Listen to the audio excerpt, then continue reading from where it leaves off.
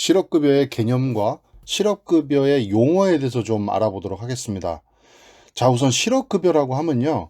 고용보험 가입 근로자가 실직하여 재취업 활동을 하는 기간에 소정의 급여를 지급함으로써 실업으로 인한 생계 불안을 극복하고 생활의 안정을 도와주며 재취업의 기회를 지원해주는 제도로 실업급여는 크게 구직급여와 취업 촉진 수당으로 나누어져 있습니다.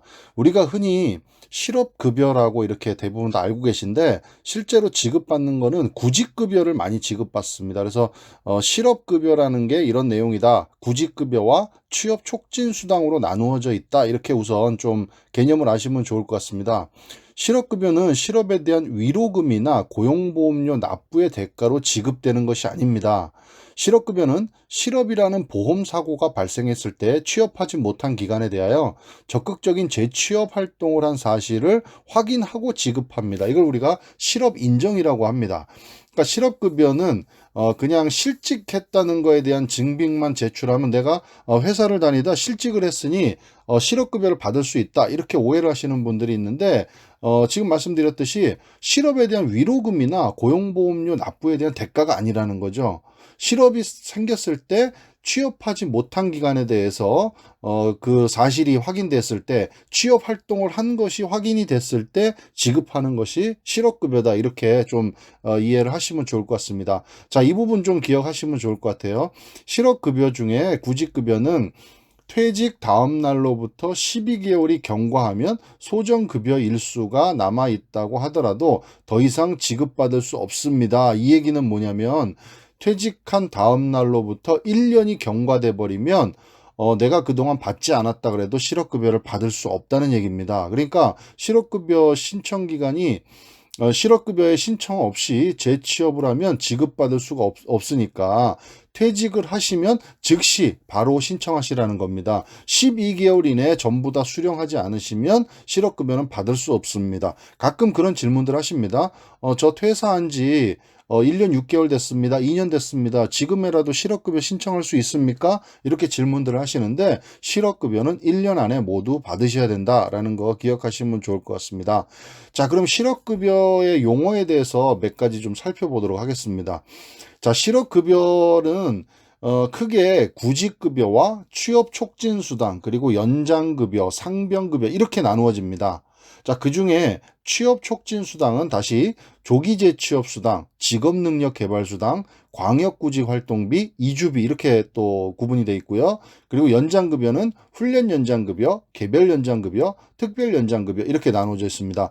이 여러 가지 그 용어 중에요. 특히나 제가 이제 설명드리면서 몇 가지 좀 기억하시면 좋을 것 같다는 용어들을 위주로 좀 보시면 좋을 것 같습니다. 자, 첫 번째는 구직급여에 대한 용어에 대한 설명을 좀 드리도록 하겠습니다. 자, 이 구직급여를 우리가 흔히 실업급여라고 이제 이해를 하고 계시니까 이 구직급여에 대한 이 개념과 용어를 좀 잘 아시면 좋을 것 같습니다. 고용보험 적용사업장에서 실직 전에 18개월, 자, 18개월이라는 거 좀 기억하시면 좋을 것 같아요. 그리고 초단기 근로자의 경우에는 24개월. 초단기라고 하면 주 15시간이 안 되는 그런 근로자를 얘기하죠. 우리가 흔히 뭐 아르바이트라든가 이런 근로자들을 얘기합니다. 자, 그런 분들은 예외로 24개월이라고 돼 있고요. 자, 일반적으로는 실직 전 18개월 중에 피보험 단위 기간이 통산하여 180일 이상 근무를 해야 된다. 자, 제가 실업급여를 받을 수 있습니까? 없습니까? 또 여쭤보시는 분들 중에 이거를 본인이 먼저 우선 계산을 해보시는 게 좋을 것 같아요.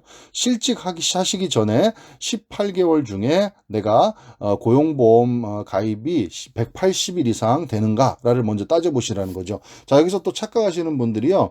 6개월이면 된다라고 생각을 하시는데 180일입니다. 180일. 그러니까 180일이 6개월이 조금 넘을 수가 있습니다. 그래서 뭐 7개월이 될 수도 있고요. 약간씩 차이가 있으니까 그거 날짜로 계산을 해 보셔야 됩니다. 18개월 중에 피보험 단위 기간이 통산하여 180일 이상이어야지만 받을 수 있다. 자, 그다음에 근로의 의사 및 능력이 있고 자, 여기서 자발적인 이직이 아니라 비자발적으로 이직이 돼야 된다는 거 말씀드렸습니다. 적극적인 재취업 활동에도 불구하고 취업하지 못한 상태여야지만 실업급여를 받을 수 있다. 자, 그리고 일용직 근로자로 이직한 경우에는 다음의 요건들을 모두 충족하여야 됩니다. 자, 일용직 근로자로 실업급여를 받으시려면요, 수급 자격 제한 사유에 해당이 되지 않아야 된다는 겁니다. 수급 자격 제한 사유라는 거는 자발적인 이직이거나 중대한 귀책 사유로 해고된 경우는 실업급여를 받는 것에서 제외가 된다. 그리고 수급 자격 신청일 이전 1개월의 근로일수가 10일 미만이어야 된다. 이게 지금 일용직 얘기하고 있습니다. 수급 자격 신청일 이전 1개월의 근로일수가 10일 미만일 것. 그리고 법 제58조에 따른 수급 자격 제한 사유에 해당되는 사유로 이직한 사실이 있는 경우에는 최종 이직일 기준으로 2019년 10월 1일 이후 수급자는 실직 전 18개월 중에 90일 이상을 일용근로를 했어야 된다라는 거.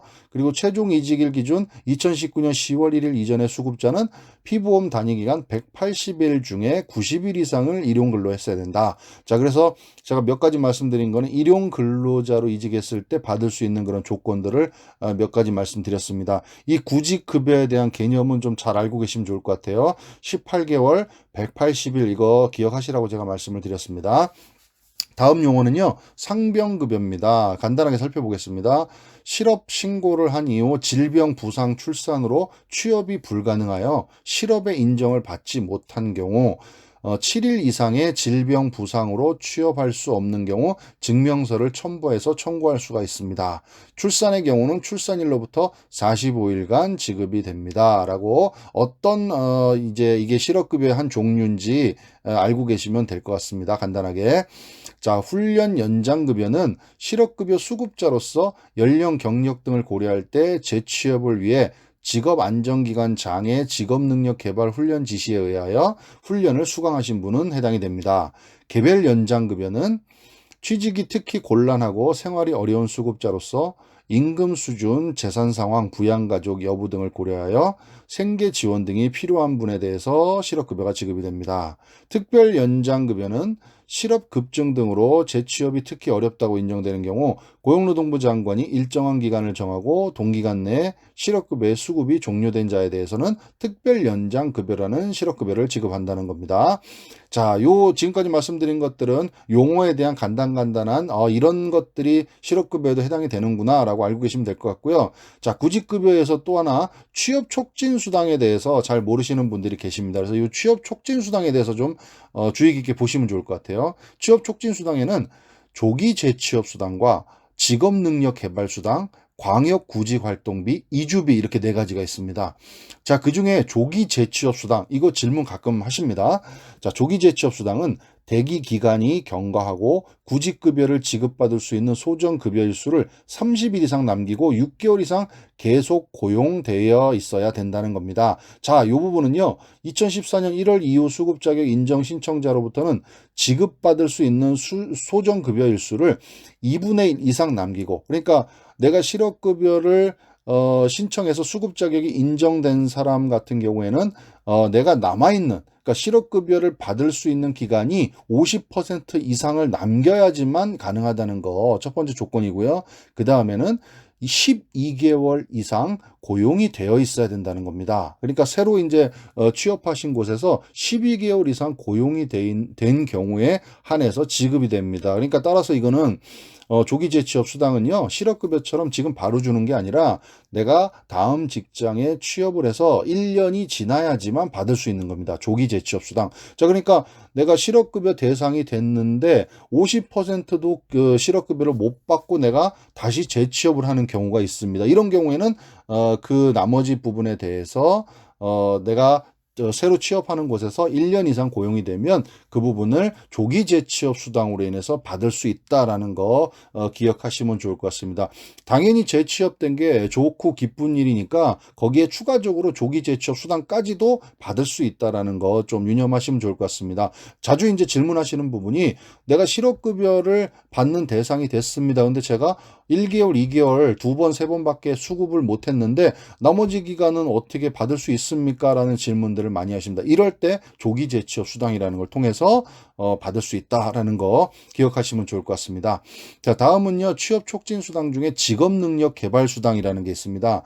실업 기간 중에 직업안정기관장이 지시한 직업능력 개발훈련을 받은 경우, 그 다음에 광역구직활동비, 직업안정기관장의 소개로 거주지에서 편도 25km 이상 떨어진 회사에 구직활동을 하는 경우에는 광역구직활동비라는 걸 받을 수가 있고요. 그 다음에 이주비, 취업 또는 직업안정기관의 장이 지시한 직업능력 개발훈련을 받기 위해 그 주거를 이전하는 경우에는 이 이주비라는 거를 받을 수 있다라는 거 기억하시면 좋을 것 같습니다. 자, 오늘 이 시간에는요. 그 실업급여에 대한 개념에 대해서 설명을 드렸습니다. 그래서 이 중에 특히나 18개월, 그 다음에 180일 이런 숫자들 좀 기억하시라고 좀 말씀을 드렸고요. 그 다음에 1년 이내에 실업급여는 모두 지급받을 수 있도록 만약에 퇴직을 하시면 바로 즉시 신청하시라는 말씀드렸습니다. 그리고 실업급여에 대한 여러 가지 용어들, 특히 실업급여는요. 구직급여와 취업촉진수당으로 나누어집니다. 그래서 그 구직급여와 취업촉진수당에 대한 두 가지, 그리고 취업촉진수당 중에 조기 재취업수당에 대해서 좀 말씀을 드렸습니다. 이런 용어들에 대한 어느 정도 개념만 가지고 계셔도 만약에 내가 실업급여를 받을 수 있는 그런 기간이 됐을 때 이런 거를 신청하면 되겠구나라고 가서 고용센터에서 상담을 하실 때 좀 내가 어느 정도 알고 상담을 하시는 게 좀 더 업무를 원활하게 진행하실 수 있으니까 오늘 말씀드린 실업급여의 개념과 용어들에 대해서 한번 잘 이해하시고 도움 받으시기를 바라겠습니다. 감사합니다.